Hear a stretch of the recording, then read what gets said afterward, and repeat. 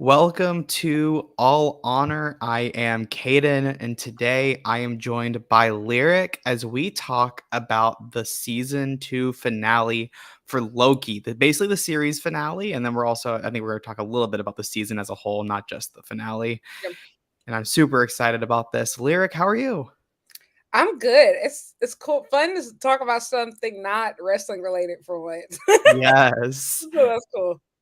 That's been my whole thinking with and I'm not on my channel where this is anything like this will eventually be on my other channel, Out the Ring, to do more non-wrestling stuff. That was my idea in September when I got sort of burnt out after All Out weekend and All Yeah. In and the drama. And I was like, okay, I need somewhere I can do something that's not wrestling related. And I watched Loki and I just felt like I needed to talk about this. I'm so happy that the first time we're streaming together that we can talk about the show. Yes, I'm super excited. It's been a great season. And like you said, I feel like it's been a really welcome escape from Mhm. wrestling craziness sometimes. Like I've really enjoyed the whole, it comes at the perfect time, like right after the Dynamite discourse on Thursdays. Yeah. The episode will drop, so it's nice. It's a nice break. Yeah, it's been really good. And then like you coming off of Ahsoka right before it, if anybody was watching that too, like they immediately went into Loki and then the Marvels coming out. It felt like Disney did a pretty good job over the last like 2 to 3 months of just giving content. Yeah. And they also did it with like in the midst of the strike too. So, Hmm. a lot of talent wasn't out there promoting it. But like Loki had been on my radar for a while. I started Ahsoka, haven't finished it.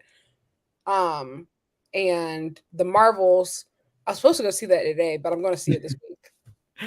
I went Thursday. I ended up not being that busy, and I was like, "Oh, let me go watch the movie." It's under 2 hours, so I was like, "Okay, it's a good way to like go kill a few hours and get back in time, like just in time for to watch Loki as it was coming out."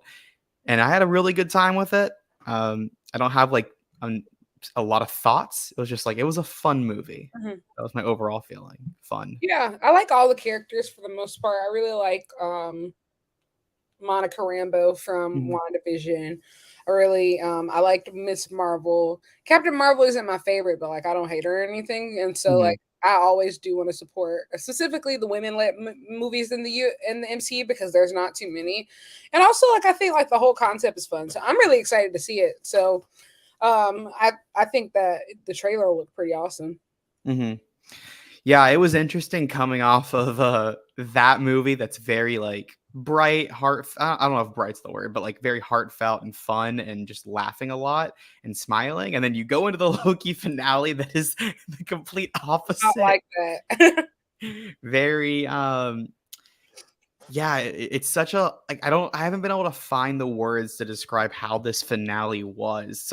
Like I remember someone said melancholic and I agree with that term, and then very operatic, I think is another good one to use. How did you feel about the finale just in general? It was like, how do I say it? Especially if you've been like following this low key character journey, like since like the very beginning of how he's introduced into the MCU, like we're possibly looking at the most complex character development, probably of any character, maybe in the whole cinematic universe. And so he's just been, I think, Tom Hiddleston has always been one of my favorite actors in the MCU, but I feel like Mhm. this season specifically, like he stepped it up on a whole different level, and I would be genuinely shocked if he's not nominated for some type of awards. I think for this season because his performance was just that good. But I feel like every time you thought the show was going to get predictable and that you knew what they were doing, I feel like they completely switched it on you. Like it was just Mhm. consistently unpredictable. And I'm not gonna lie, I don't think I felt that from the MCU much recently of just feeling like, oh, anything can happen. This is completely unpredictable. Like sometimes, like you'll watch some of the movies, you feel like you know exactly what's gonna happen, but it was unpredictable. But the storytelling was just really beautiful. I feel like we really got to understand a lot of these characters on a whole different level this season. And so melancholic is probably a good word, but it was so complex, like so many different threads, so many different emotions, just a lot of different overlapping emotions, honestly. Yeah, I totally agree. I think the biggest thing that stood out to me with this season compared to the first, just kind of looking at that angle, the first felt very there was a you have this theme and you have this story that you are just following and we're going through, and yes, you have the twists of finding out that he who remains is actually running things instead of the timekeepers, and kind of learning what the TVA is, but it felt very linear, going beat by beat, story or episode by episode, going through the story. Whereas I feel like this season wasn't, I don't, and it's not even episodic. It was very much more, in my opinion, a lot of going from this specific like type of part of the story, like where episodes 1 and 2 were one act, 3 and 4 were another act, and 5 and 6 was another. Basically, like, and Yes. while it wasn't episodic, it felt more like Mandalorian kind of feels sometimes, where they have like little mini stories throughout the whole story that flowed together. And I really liked the difference in telling that story, because my biggest issue with the MCU shows have been they feel very disjointed. And by the time you get to the finale, you're all of a sudden rushing to get through it because they're not writing correctly, they're not editing correctly, and they're not running on they're not using basic showrunners. And Loki, I think, Andor. That's like the perfect comparison is Andor, where Andor was split up into 3 episodes and 4 different stories across the 3 episodes. And that's what they did here in a much smaller, condensed version. And it helped, I think it helped the pacing. It helped us get to know different characters when you add in like we had more character development from Miss Minutes in episodes 3 and 4. Episodes one and Ooh. two. Oh yeah, we're talking about Miss Minutes for sure. Episodes 1 and 2, you have more of that's where Sylvie was kind of shining. That was her main stuff was in episode 2. And you also have uh the one who went rogue. I can't remember her name. The girl, one of the leads of the TVA I who know went who you're rogue. talking about. Yeah. Rihanna Renslayer. No, the other one, the general. Because you have, yeah, Renslayers, I Oh, think. I know who you're talking about. The one who was in the room with. Yes, yeah, Okay, yeah. yeah. Yeah, 1 and 2 is very like episodes 1 and 2 are very much about um kind of what do we do with the TVA. Yes. 3 and 4 is more like getting Victor timely and setting things in motion. And then you have 5 and 6, which are the TVA is ended. How does Loki solve this? Yeah. And I just loved the way that they connected everything. It was really like it was laid out really well. And you know, this is unrelated but related, but I've recently been like going back and rewatching a lot of old Doctor Who episodes, Hmm. specifically from the David Tennant era, because obviously Doctor Who is coming back, 14th Doctor. David Tennant is reprising his role. Whew. Excuse me, sorry, I had Bless to you. use, but um he's coming back and reprising his role. Hmm. And obviously, not just that, Russell T Davies is coming back as showrunner. And so, like, I've been going back and I was just seeing, like, about a lot, like you said, how if you saw, like, the Tennant era specifically of Doctor Who, how it would be laid out for you to get to know the characters. And then, like, there would be, like, these obviously, like, this long timeline as far as this big overarching problem, but you'll have like these side quests and like these side like storylines in the midst of it, and it's all really connected. So you have everything in like this Whoverse being slowly connected, and I felt like the Loki this season was just planned out really well. Like it was very, and I feel like a lot of times, like you said, in some of the Marvel shows, you won't even know what's going on sometimes for the first 4 episodes, and then like they'll try to pack like all of this plot acceleration in like those last two. Yeah. And so this was just, you could tell like they actually had a team of, oh, it felt like, they actually had a team of like, showrunners who really just planned this out really well. And I feel like there were people from last season that I didn't even care about that I now care about. Like I didn't think that Miss Minutes was that important. you know, like, Mhm. and now I think she's probably one of my favorite people on the show this season of just being absolutely insane. Yeah, I agree. I think that just the way that they've been able to like tell the stories and just keep it concise and move consistently, it didn't feel like there were parts where I thought that they could have benefited from like 5 or 10 more minutes to let things breathe for sure. And that's just a Disney Plus issue where they're just not giving them enough time and the budget and whatnot. But then at the same time, I thought that they moved everything really well and they paced everything well and they utilized every single second to tell their story. And there weren't any, in my opinion, I didn't have any threads where I was like, oh, I needed this wrapped up. I know some people wanted Yeah. different things to happen in the finale, like the Sylvie and Loki relationship that we'll talk about a little bit too. But in general, I think that they did a really good job of wrapping the show up. I do too.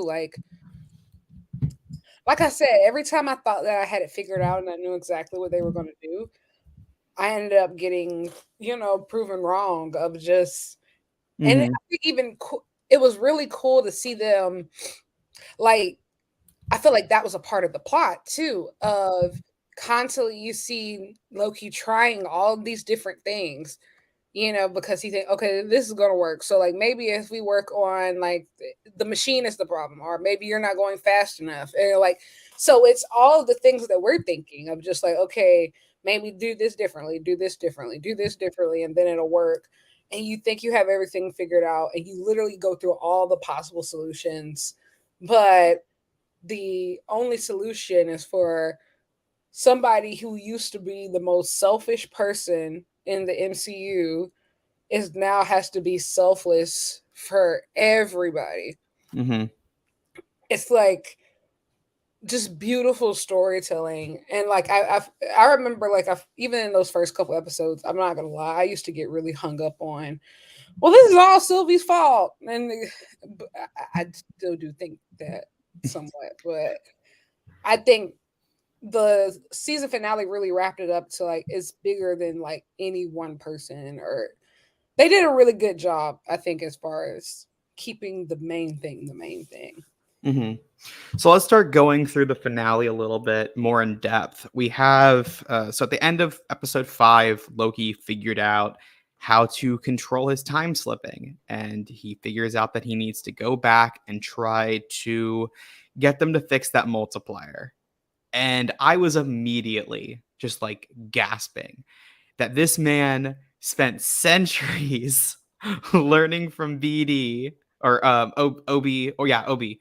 Obi. Yeah, Obi, and figuring out how to learn, and then like just going back, and then you see him say he's like, well, I'm so shocked that you have all of this engineering knowledge that you've not shown whatsoever in the years we've known each other, or however long time is passing in the TVA.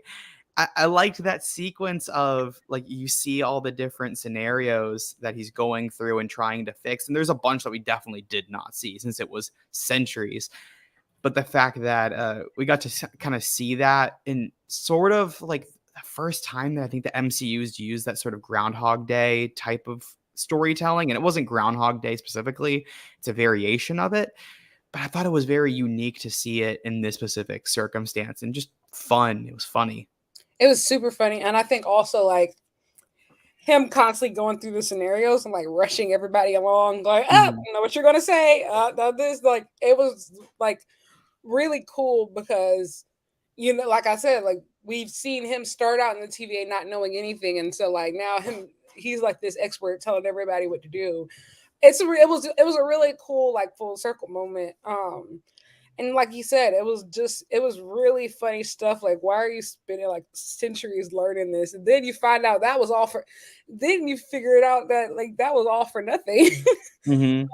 Essentially. And I think OB is just really funny. I think has really great comedic timing in this show. Like, not too much, but just very, it's the right amount of comedic influence right at the right time. Yeah, I thought Kihei Kwan did so fantastic in the show overall. Like one of my favorite characters. He ended up just like stealing every scene he was in for me. He just acted his ass off with what he was doing with his character. And I thought that, yeah, like the way that he was going, he told OV, he was like, "Oh yeah, your thing is fine. You don't need that extra coat of paint." Just like the little things of just trying to save time. And yeah, he gets there. They get through the multiplier, and they send the multiplier through, and it doesn't work because you can't count for an infinite amount of possibilities, Yeah. which Loki never realized because he never got to that point where he actually was able to, like, for it to be successful. So Yeah. this guy went through centuries of all of that for basically nothing at a certain point. And that was where I started to kind of feel the heartbreak of this episode, and I knew I was going to be crying and very sad. Was I was like, oh no, Loki like invested this time all to figure out that it was meaningless. He had a different goal, and then he kept having different goals. And just the idea of and that you learn that throughout the episode, it's consistent of Loki trying to do what's right and trying to accomplish these things only for it to ultimately be meaningless for every single route he goes, and eventually he has to go with probably the one that he as a character would like the least. Yeah. It was heartbreaking. Like I said, another Doctor Who reference, but it reminds me of the, if anybody has ever seen the Peter Capaldi era of Doctor Who, and he does that full episode by himself. So he's Mhm. just acting by himself, like he's stuck in this place, and it's just like he's continuously reliving the same thing over and over again, and it makes you like feel like so much for this character because like eternities are going by. Same thing with Loki here, I think, of just you see him continuing to like, and it only escalates throughout the episode because like it goes from just the machine to okay, let me go back in time, and I'm sure we're gonna get to that, but it just keeps you see him keep getting his heart broken over and over again, and like it makes you as a viewer, your heart goes out to him. Yeah, for sure. And yeah, so then he has to keep going back. So he goes back to He Who Remains. He goes to try to stop Sylvie and spends however long battling her. Like they don't tell us how long it was, but I mean you could assume possibly decades. If he spent centuries learning, he could have spent decades trying to figure out how to stop Sylvie without killing her. And eventually, He Who Remains, he says, he goes, "Why don't you ever stop her?" And then he stops the time because he can quickly do that. We saw those powers in Kang, or not in whatever the Quantum Mania. I couldn't Quantumania. Yeah. despise that movie. I couldn't think of the name of it. I almost called it Kang Dynasty. He shows some of the powers that he has, and he tells Loki, he's like, "Oh, well, I knew you were gonna do this. I knew about the time slipping. I set this all up. I was never going to let her kill me.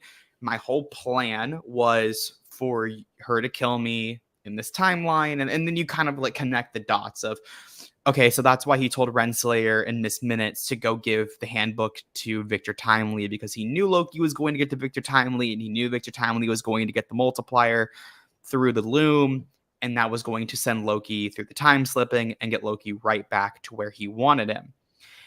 And I thought that, without going into like Jonathan Majors' performance, which was again fantastic in this episode, absolutely killing it, the writing here and looking at how they've set things up from season one, we haven't seen that in Marvel in, I think, years. I've felt very discouraged by Kevin Feige. There's just so many things since Endgame that you look at and say, it feels like they didn't think this out, even in the other MCU shows. So much of like my issue with WandaVision, and I love WandaVision, the finale felt like they didn't think things through, and then going right into Multiverse of Madness again, like just like cutting her character arc and going to a different spot, basically where she was before that finale, and just pretending like it didn't exist. There's all these things that felt like you weren't intertwining the stories correctly.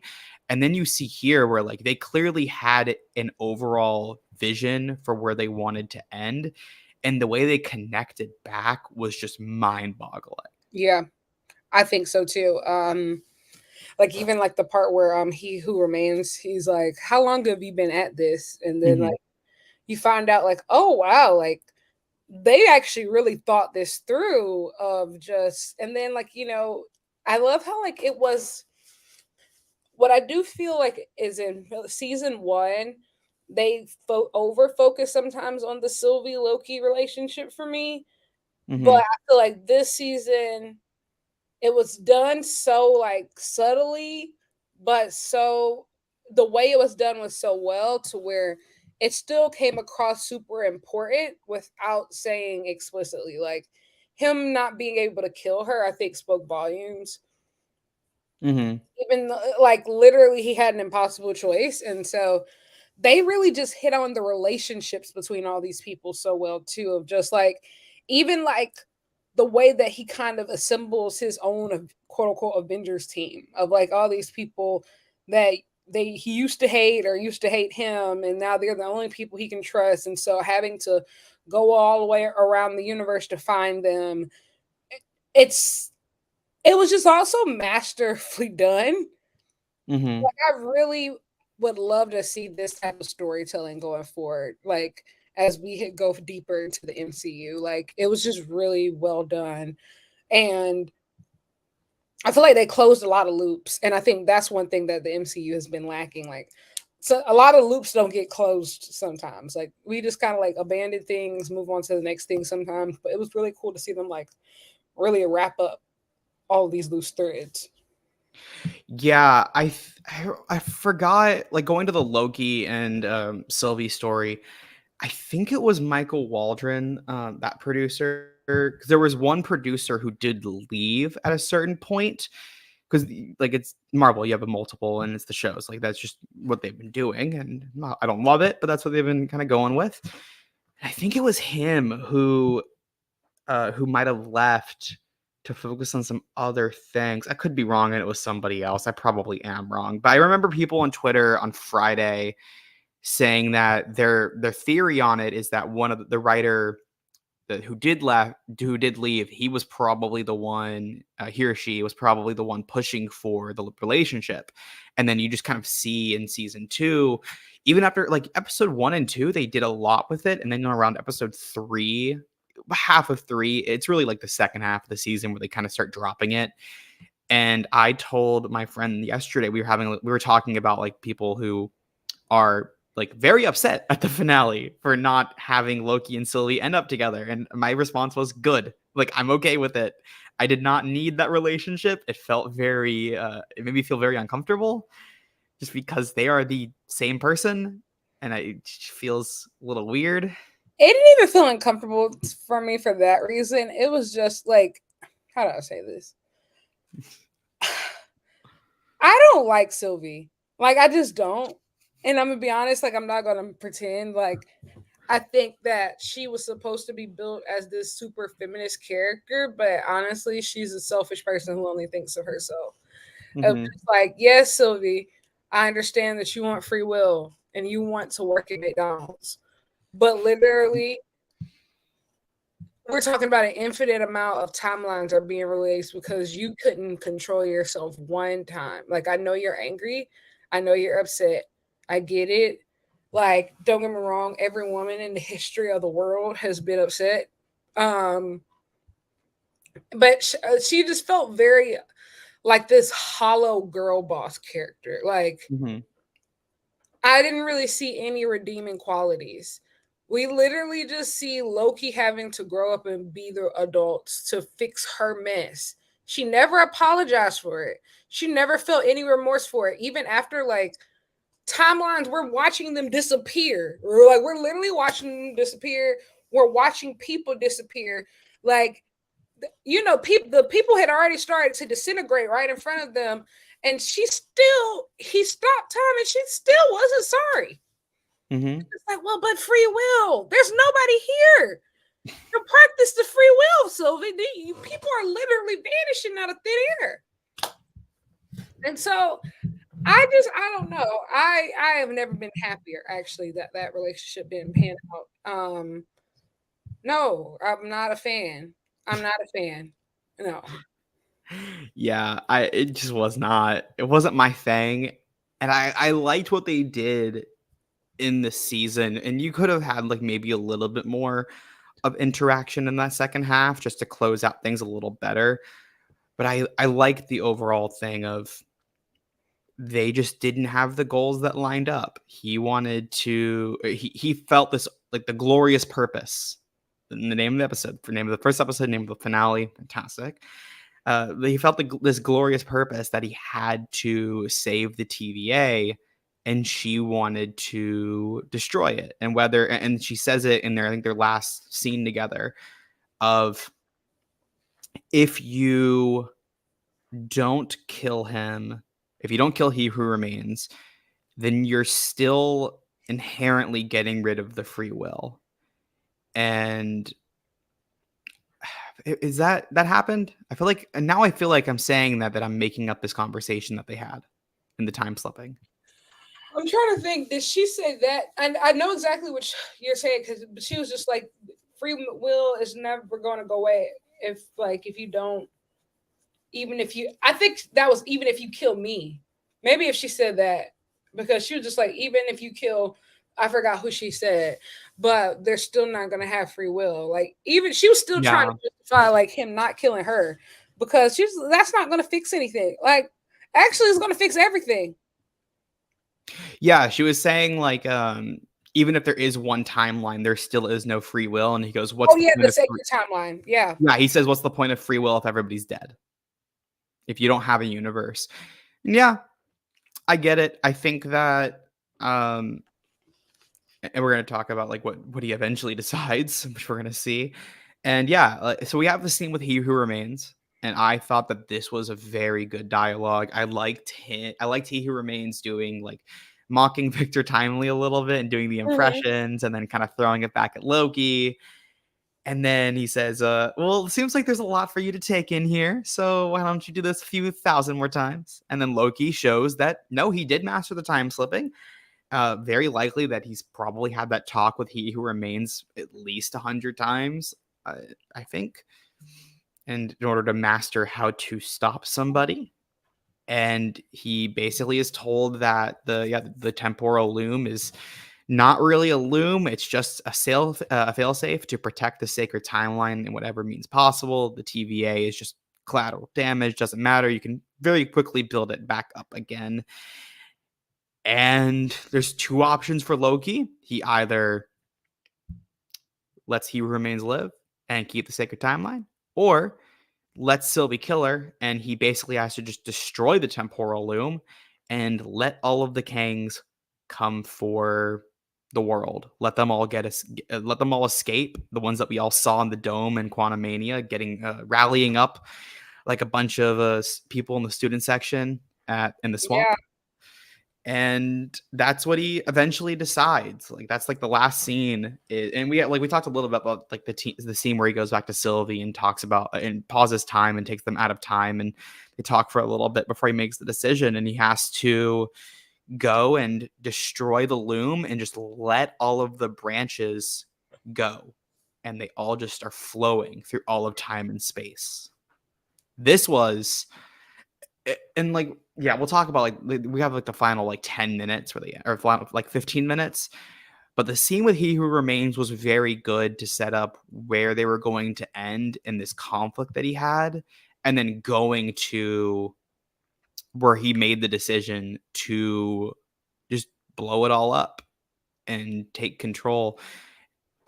Yeah, It was amazing. very like I keep saying this, but it was very Doctor Who esque. Like Yeah. if you've ever really seen like especially the big serial episodes or maybe a season finale of Doctor Who, you typically have the doctor presented with like an impossible decision to either do this bad thing or this bad thing for the or else the universe is going to collapse or whatever. And Hmm. then he always ends up saying like I'm going to find another way. And whatever way that is, that's the hero's route, the selfless route. Like think of the end of the David, like the last David Tennant, End of Time, part two, right? Like if you've ever seen it, when David Tennant is like, "Oh, I will just sacrifice myself to save everybody else." And this thing, like it was very hero esque, which is even more incredible because it's somebody like Loki, he was the first real villain that we encountered as a universe wide threat in Marvel. Like, Hmm. he was the first big villain in the Avengers. And for him to become this hero, like, it was just an insane, like, type of character arc. I love the storytelling here. Hmm. Yeah, and I think when you add in the bar scene that they had the episode prior, where he says that he didn't, and he admits like he doesn't really care about saving the TVA or saving the multiverse, and eventually he does. In this episode, he does realize that I need to actually do this, but the main goal for him overall is to save his friends, Yeah, and that's consistent with Loki. The need to be loved and to not be alone. And Sylvie said something similar, but for Loki specifically, especially because it's not Loki that went past Avengers. So we don't see that growth from him in Dark World or in Ragnarok or hmm, Infinity War or beginning of Infinity War when he sacrifices himself. This is that Loki that was still at Avengers. So to see him go through that arc and get to that point where he says, I'm going to sacrifice myself and I know I'm going to be alone for the rest of time, theoretically, that was just powerful yeah, for for that character and to see the arc. I thought they just did such a great job of getting to that spot and not feeling forced, not feeling rushed or out of character for him. It was very much a slow, like not necessarily a slow burn because we only had 12 episodes, but they took their time to get there. And you see the progression of Loki to get to that spot. And it was powerful when he makes that decision and he goes down and goes to the temporal loom and you see him become the comic version of his character. The horns whipped out, as you can see right above. You can see those horns, the yeah, cape flows, and he takes this power that we haven't seen from Loki at all in the MCU. And I love seeing that because we saw in episode 5 of season 1 how powerful the Lokis can be if they unlock their true potential and they reach into themselves. And Loki can be one of the most powerful characters in the MCU, and it's probably now the most powerful character after what he did. And absolutely. yeah, to pull out just all of his magic out of the love for the people up in that room, Obi, B-15, Sylvie, and obviously Mobius, and to want to save them. And this scene was just incredible. Ripping apart the temporal loom and watching all of the timelines go from being this cosmic entity that looks very CGI and like fake. And I wonder if they did this on purpose, where it looks so fake and you can tell it's CG. It's not like they put a ton of money, like they put money into it, but it wasn't like we gotta make it look realistic Hmm. until it snaps and they look like spider webs that feel and that feel very tangible and Hmm. that now it's really in front of us. I feel like that's got to be on purpose. The symbolism, I think, of him actually physically holding the timelines in his hands, paired with the him climbing the invisible staircase, Mhm. so powerful. Of like not exactly knowing where you're going, but knowing what you have to do, and like literally holding and preserving these timelines with his bare hands while just continuing to take these steps up this invisible staircase. Like, and then this throne made of vines, and just it's it was stunning. And like you said, a lot of things have been CGI lately and just not as aesthetically pleasing, but that was gorgeous. Like, it was just Mhm. very well done. It felt very, very, every little detail felt important. Yeah, you could tell that there was just a lot of show don't tell in the last Mhm. 20 minutes of just letting everything play out and showing the symbolism that Marvel has missed lately for me, and that's something I've really wanted to see them do more of. And that's probably why I love this show so much. Like it feels like getting back to basic storytelling while having these otherworldly threats that they've been doing so much in phase 4 and so far in phase 5. Like my biggest issue with Quantumania was you have this world-ending threat that you just treated like a basic superhero movie and you had ants beat him. Whereas here it was using very simple storytelling and using symbolism, using show don't tell, using CGI to an actual advantage rather than just having it for big set pieces. It felt everything they used the CGI for felt like it was needed.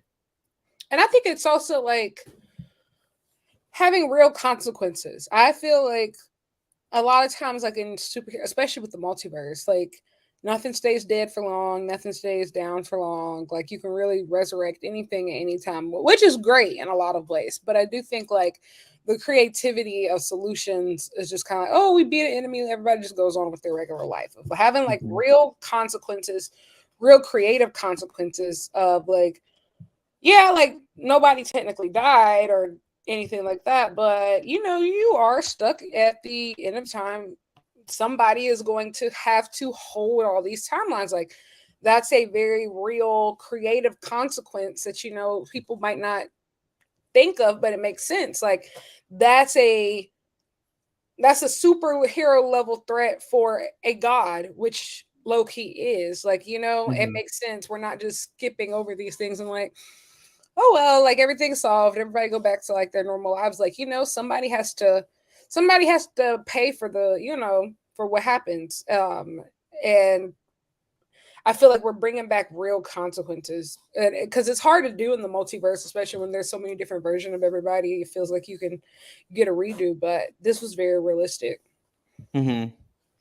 Yeah, yeah, just yeah, like you said, like the having those consequences here where this felt like yeah, like he needed to do this. This mattered. There were like this leads to everything coming over the next few years and where they're going. He walks up the invisible stairs as you mentioned. He's holding all the branches and he's just basically going through and just grabbing every single one that he sees. You see the flow of life through the branches, and then he sees the throne that he's always wanted. And something that stood out to me in the episode was when he's talking to Sylvie. She says, and I think it's when he first goes back and they're having that first conversation in the Citadel. I think it's called this. Is that the Citadel or is TVA the Citadel? The end of time. I think so. I think that's the Citadel. I think that's the Citadel. Yeah. And she says that all he's trying to do is take a throne. Mm-hmm. And he specifically says, I don't want the throne right now. Mm-hmm. That's not anything I want. And then we flash back to a scene that we forgot where he goes back to the first time he meets Mobius and talks to Mobius. And in that conversation, we get the mention of glorious purpose Mm-hmm. and him saying, I will have my rightful place on the throne and whatnot. And that consistent storytelling throughout of now he doesn't want the throne. He originally did. And he realizes that he's going to have to take the throne. And it's not the one that he wanted, but he will get a throne, but it's a broken down throne. Yeah. And the symbolism of like it's not really what he wanted, but it's what he has to have, but it's also broken. So many things about this episode. And there's Just no glitz and glamour with this throne too. Like yeah. it's like being a king, being waited on hand and foot, of having royal subjects. This throne requires him to have the thing that he wants the least, which is being alone. But it's actually, but now he has a sense of purpose and he has something to fight for and he has people to fight for. So like the sacrifice is worth it, which Mhm. is, like I said, it's a very full circle moment from when we first met him. Yeah, and that the idea that this is his glorious purpose, and Absolutely. not that he would have envisioned in that first scene with Mobius. Like this is the opposite probably of what he would have envisioned, what he never wanted. incredible storytelling. He grabs the branches, pulls them behind him, and then we get into the epilogue where we see the TVA, B-15 going into that boardroom. Mobius retires to go down to Earth and not necessarily be put into the timeline. He's just kind of observing himself down there with the kids. And this scene was like one of the this one broke me. You like Mobius saying that he just wants to sit there and take in the time. We see a Sylvie who's finally somewhat happy because she knows Loki is, and there's interpretation. Some people think that she wasn't actually happy, that she was just like putting on a face. My interpretation is that she knows that Loki got his purpose and fulfilled his, and so she's happy about that. And she also knows that because of that, people were able to have free will. And whether or not like they're aware of the impending doom coming from Kang or all the variants of Kang and Kang Dynasty, it feels like they don't, because she's just smiling and he's taking everything in. And this was really, it was nice to see the characters having like a positive conclusion for now. I'm happy for Mobius. I will say Sylvie just annoys me because it's like you're happy because you didn't have to face the actual complications or the consequences for what you did. Like, how are you so happy? Everybody has free will now. You did nothing. You did nothing. Nothing. You caused the problem. You refuse to apologize for the problem. You refuse to actually take the responsibility so the problem could be solved. Somebody else had to sacrifice themselves. And now you're like, oh, everything's great. Let me go work at McDonald's. Girl. Go work at the McDonald's. Like, it was just like, I think that did piss me off because, like, Sylvie, this is the future. This is the free will that you wanted. Working at McDonald's. Not saying, shout out to everybody who works at McDonald's. Not saying that anything was wrong with that. But this is this big earth-shattering life conclusion that you wanted. Everybody was willing to risk like every timeline in the universe for. Working at McDonald's, not even modern McDonald's, like 80s, 90s McDonald's. Yeah, 80s McDonald's.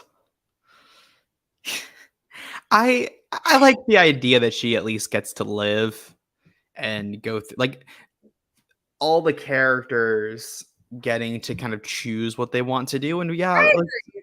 yeah, I agree to an extent, but yeah, Sylvie, like your fault. it is. It definitely is partially Sylvie's fault for sure. But I also, yeah, like just the idea that everybody did eventually get that free will, and for however long, who knows? But Yeah, they got it. And then we end the season with seeing, like, we go back to the throne. Loki's holding everything up, and that's the scene that is behind. I can also throw it up. I won't get in trouble for that. Just seeing him like that, yeah. amazing. And then it zooms out, and you see all of the branches. This actually might have been earlier. It might have been the shot before. You But talking about the tree? yeah, when we see the tree, is that's before, right? We see the tree before they cut to Yeah, the it's when epilogue. they're on the TV. They're on the TVA. Yeah, that's what they do cut. Yeah, but we see the tree, which is a throwback to, not a throwback, but it's supposed to be referencing the Norse tree, which is connecting all the nine realms, I believe, if I got that mythology correct. And I, Yes, yes, it is. yeah, really good symbolism there again. And you see the bottom of the tree is the green, and then as it goes up, it slowly but surely in the leaves would become the purple of He Who Remains. So I know that the creators this weekend did like, I don't, it doesn't mean a lot because they liked the tweet, but someone put out Coy Jandro from Real Rejects put out a theory that he thinks that it's Loki at the beginning of time and He Who Remains at the end of time, and he's still there. And that's what the green and the purple at the top is. I know and he said the creators did like the tweet, and obviously it doesn't mean a lot, but it is interesting. And I would not be shocked if that's like where they're going. Interesting. I'm interested to see. I've heard that Marvel is like thinking about possibly pivoting on like who the big villain is going to be like going forward in the MCU. Obviously, there's a lot of stuff going on, so Yeah. it's going to be interesting. I think there's a couple of different ways. Like I've heard like oh yeah, maybe they'll just stick with He Who Remains, or I've heard maybe they just pivot to Doctor Doom, or Yeah. there's a lot of different. I mean, I've heard that the X-Men are coming back into play. Like, there's a lot of different. It's a lot of different things to, like, I would say, be excited about, but also be interested in, because there's a lot of ideas on the table now, and like, who knows what's going to happen, like with this whole Kang thing at this point. Yeah. Yeah, I do think, like, if you do wanna pivot to Doom, it's simple. The interesting thing, though, like, because that it was from that Variety article last week, and I immediately, like, I was like, "Okay, it's interesting," and then now I kind of throw out whatever was in that article because it said, says from the person who has seen the finale of Loki says that Marvel is fucked with where they go from here, and I was like, "I watched that finale. I don't know how they're fucked. They're in a great spot." I think it's because of the casting. It's not because of like it has nothing to do with like it's because of the casting, because like Mhm. I think they were clearly building towards something. And I think obviously Loki was already filmed, and so they didn't have to do a press tour or anything. So they Mhm. got to really avoid a lot of like some of the public opinion stuff. But like going Yeah. forward, when you go into Secret Wars or Kang Dynasty or anything like that, especially now that the strike is over, now the problems are really, where do we go from here? Because like we have basically set up that this guy is going to be the big bad, this Thanos level threat for the next phase or two, the next big ensemble movie. This is supposed to be the big villain, but we don't know what's about to happen with him, and so it's a mess. Yeah, if I'm, like, theorizing on what they do, and, like, so much can change as we get through the next few months and everything plays out.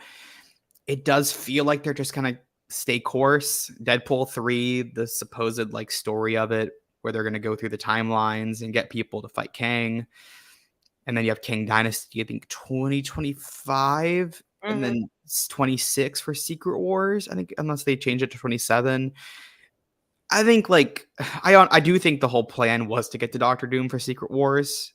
Yeah. He's the main person for that comic storyline anyways, so it makes sense to get there.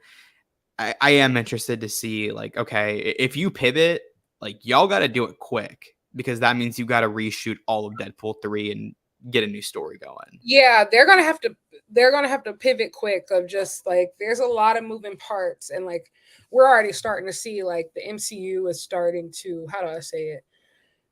It's becoming very obvious that with the amount of projects that they're turning out, they don't have all the manpower right now that they need to get through it. And think about it, next year, the Animation Guild, as well as who else?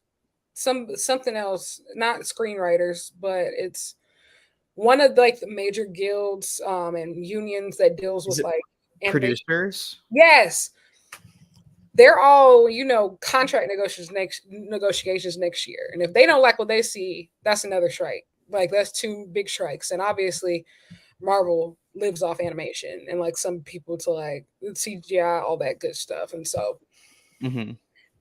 and projects are already starting to get postponed and things. So like it's already a mess. I don't think Marvel can afford for too many more delays, because when did Endgame come out? That was 2019, 2019, April 2019. April 2019, and so like that means the last true ensemble flick was now, it was 4 years ago, so we won't really have one until 6 years. You push it back, like it's going to be what, 7, 8. Mhm. You're missing a whole generation. Like it's skipping generations. Like the kids who were into that are now college students, and the college students, because I was one, is like are like now adults. So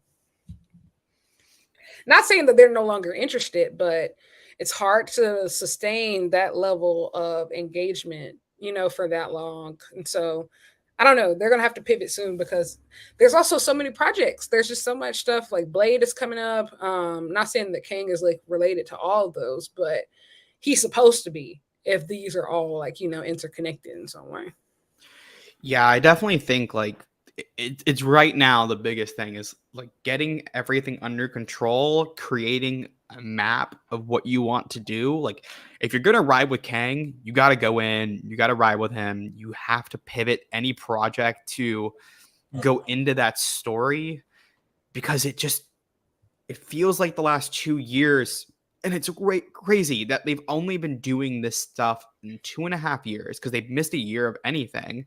And Black Widow was like July of 2021. So I thought that was 2020. no, they Oh pushed wow, it into 2021. gotcha. Yeah, we got because 2021 they did Black Widow in summer, Shang-Chi in September, Eternals in November. And so they've been pushing out a lot of things in 2.5 years that have either not landed. Like you have a few that were really, really good successes. Shang-Chi did really well and got good reviews. No Way Home got good reviews and made a lot of money. Guardians of the Galaxy Volume 3. But also you put out so much content and the stories are so vastly different and Yeah, not following a basic plot line that everybody's very confused on what's going on. And I think that as you're getting closer and closer to King Dynasty, you gotta push everything through a loom, get all these different branches and push it through a loom, and let's get one consistent story going. yeah. I think there's so many different existential threats because like you have the multiverse going on, and then you have this Eternals concept going on. I'm Mm-hmm. gonna be honest, I still don't 100% understand. And then you have this TVA thing that's going on in Loki, and it's like all of these different. Oh, even going to what if you have this concept of the Watcher. So like you have like these four, how do I say it, omnipotent, all-knowing concepts, but there's very little interaction between any of them. Like the TVA, where does the TVA stand with the Eternals? You know, like where does the Eternals stand with like the rest of the multiverse? You know, where does the Eternals and the Watcher have any intersect? Like there's a lot of different things that have been introduced, but you don't really know how any of them work together. And also I would say like the Eternals, I still don't understand their input in the MCU. I'm very confused about that too. I am counting something just to make sure that I have this. Yeah. So I decided to like take a quick little gander over at like a release date order of like how long it takes typically for Marvel in between like to get individual projects to lead to like a big connecting movie, an ensemble movie. And you got like the first Avengers, which was 5 films. Second Avengers, again, another 5 films. And one of those had zero to do with the movie, which was Guardians of the Galaxy. Infinity War was about 7, maybe 8, but that even included Civil War, which was an ensemble movie, Yeah. basically. Only one in between Infinity War and Endgame, which makes sense. And then we've had, just based on movies alone, 1, 2, 3, 4, 5, 6, 7, 8, 9, 10, 11 so far. And we're going to have at least like 5 more, 4 to 5 more, and like 8 shows. Yeah, it's about time. And then all the Disney Plus shows have been like supposedly directly related to like Yeah. I am a Marvel completionist at heart. Like I have seen everything Mm-hmm. I am except too. for the Marvels. But I will be seeing that this week. But every I've seen every single project. And so like if I don't know what's going on, we have a problem. Mm-hmm. I can only imagine how the casual viewer feels. Yeah, you just can't like 20 projects, no matter how long the time span is, you cannot go that many without having some movie to connect everything and to get you to where you need to go next. And I know why they waited so long to do Kang Dynasty. That makes sense. Like they were building to it. But if you're gonna build that long, like throw something in 2023 that like gets throw like some mid-level Avengers threat before Kang Dynasty that gets Shang-Chi, you get the new Black Panther you get Shuri's Black Panther, you throw in Miss Marvel, Captain Marvel, just you get all the new characters mixed with like the returning ones, and it can just be like a mid-level. Like it doesn't need to be anybody amazing. It can be Yeah. Serpent Society. Like pick a group, pick a faction, and let it be them. And it's such an easy, it's such a simple solution that they just didn't go with because Kevin wanted to build to this major threat again instead of following like the basic, like the most simple solution of get us a bridge film. You know what? I think that would really they could have used, and maybe they still can. I don't know.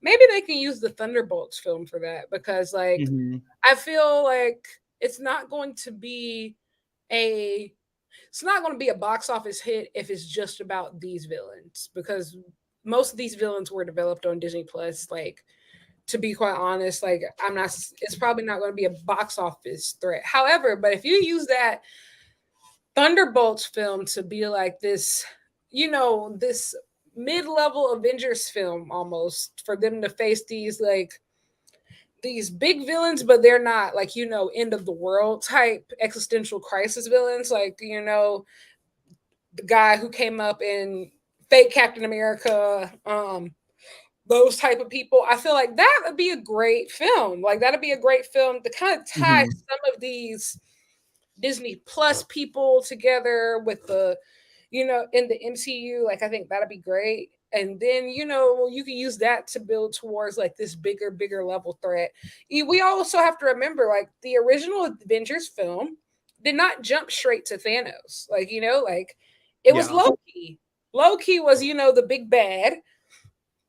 And then we find out, oh, Loki is listening to somebody else. So I feel like we could follow that same type of formula and still get to where we need to go.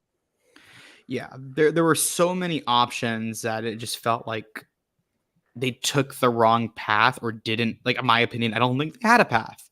I think Feige just like threw everything out, lost control at a certain point, and is trying to get everything back to where we need to go. And then even looking at like Kang Dynasty doesn't release until May 1st, 2026. Whoa. Thunderbolts doesn't even come out until July 25th, 2025. That's kind of crazy. I'll be almost 30 in 2026. We're gonna go 7 years between Avengers movies. That's insane. I was a junior in college.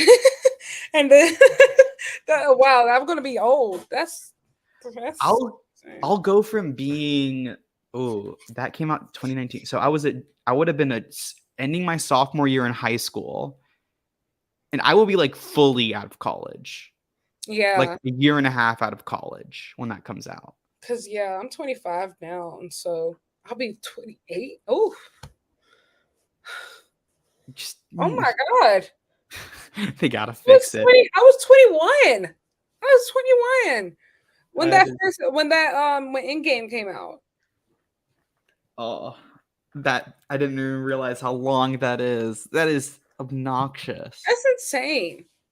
Secret Yeah, Wars is that's insane. 2027. Hey, there's some people saying that will Kevin Feige last that long? So that's a whole nother conversation. And also with like, DC says that they're beefing up. I will say I'm going to believe that when I see it. Like, I'm not letting y'all waste my time anymore. Well, that was the Loki season 2 finale. Had a really fun time talking about it and getting to rant about Marvel for a minute because this brand is upsetting me. Lyric, thank you so much for joining me. Where can the Thank people you. find you? People can find me at Lyric Wrestling on Twitter and Instagram. I'm typically talking about, it's in the name, wrestling, but I do enjoy talking about other things. So this is cool. And I'll probably be doing some type of Doctor Who content later this month because Doctor Who's coming back and life's good, man. Yeah. And you guys can find me on my Twitter at Caden_FTW, KADEN. Also on my other Twitter at Out the Ring, one word, no spaces or anything. and on that YouTube channel where I'm going to be doing a lot more non-wrestling things. I'm already trying to plan some fun things. It's going to be very all over the place. Just whatever I want to do will be over there. Whatever I'm hyper fixated on that week. But thank you so much, Lyric. Thank you so much for anybody who tuned in as we talked about Loki. We will see you at the end of time.